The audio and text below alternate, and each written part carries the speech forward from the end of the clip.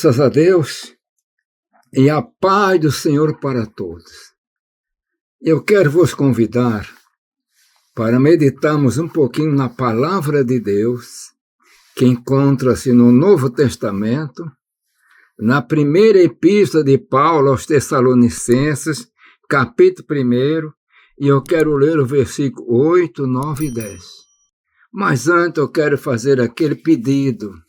Deixe o seu like, se inscreva no canal, que isto é muito importante. Então, vamos à leitura.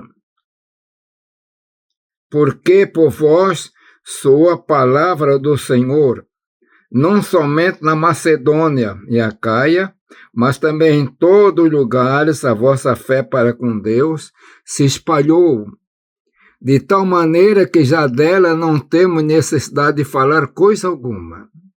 Porque eles mesmos anunciam de nós qual a entrada que tivemos para convosco, e como dos ídolos vos converteste ao Deus vivo, para servir ao Deus vivo e verdadeiro, esperar dos céus a seu Filho, a quem ressuscitou dos mortos, a saber, Jesus, que nos livra da ira futura. Meus irmãos, nós temos uma palavra tão maravilhosa, tão importante, a respeito dos irmãos que estavam em Tessalônica.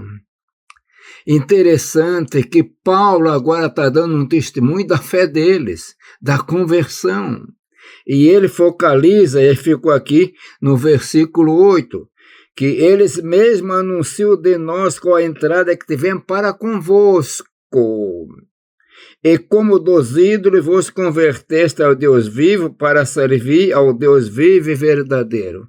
Então, os irmãos que estavam em Tessalônica, eles eram igual os demais gentios daquela época, no Império Romano, idólatras, servindo a vários deuses, as idolatrias.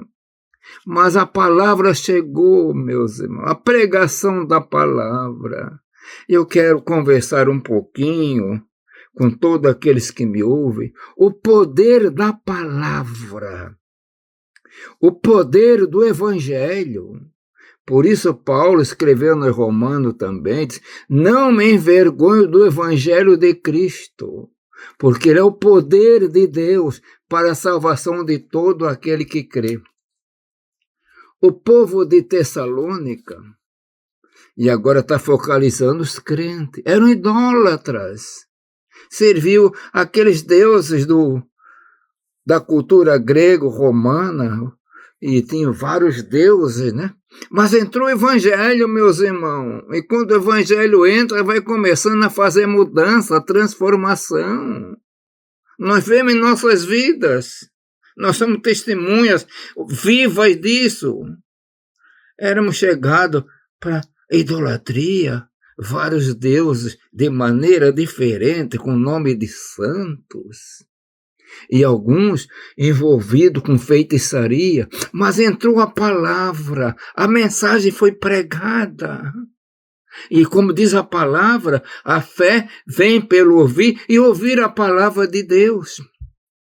É por isso que o adversário de Deus, o adversário nosso, o nosso inimigo, faz tudo de tal maneira para proibir a pregação da palavra. Temos nações que é proibido. Graças a Deus que aqui no Brasil nós temos uma plena liberdade de pregar a palavra.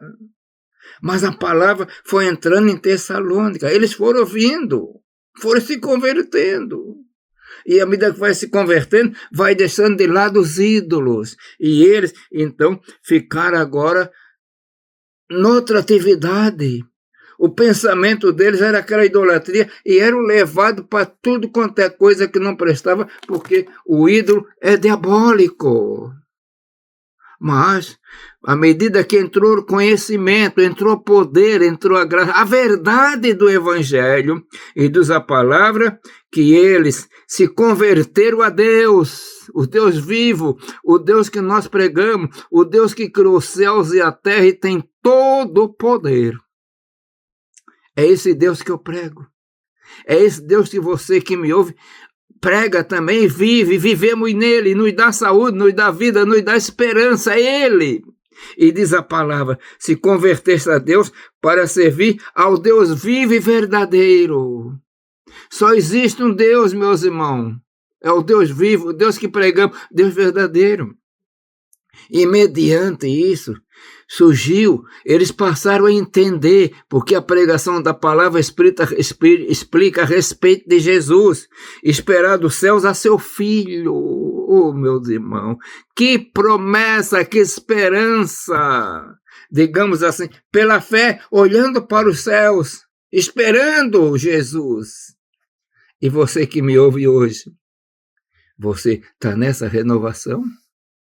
Você está esperando Jesus? Isso é coisa importante. E a palavra diz, esperar Jesus, seu Filho, a quem ressuscitou dos mortos. Jesus está vivo, meus irmãos, não está morto.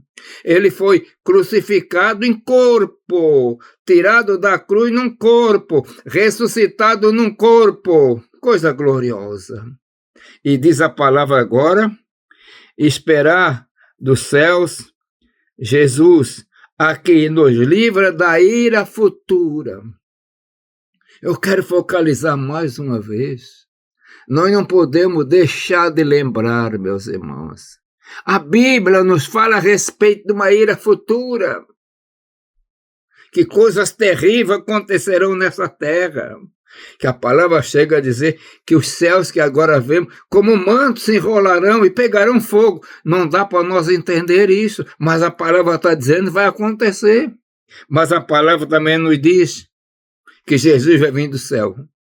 E também nos diz que Jesus nos livra da ira futura.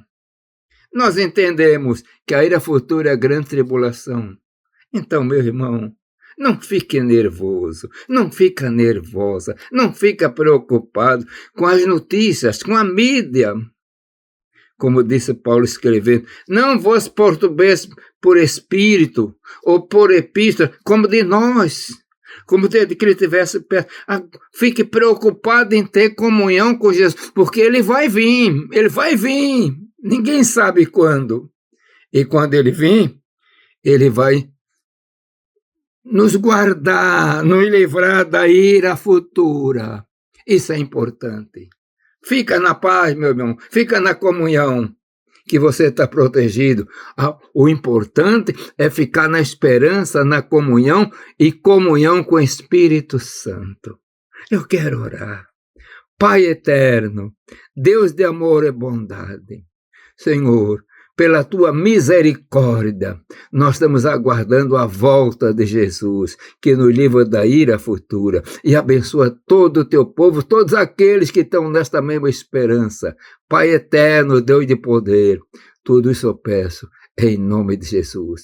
Amém.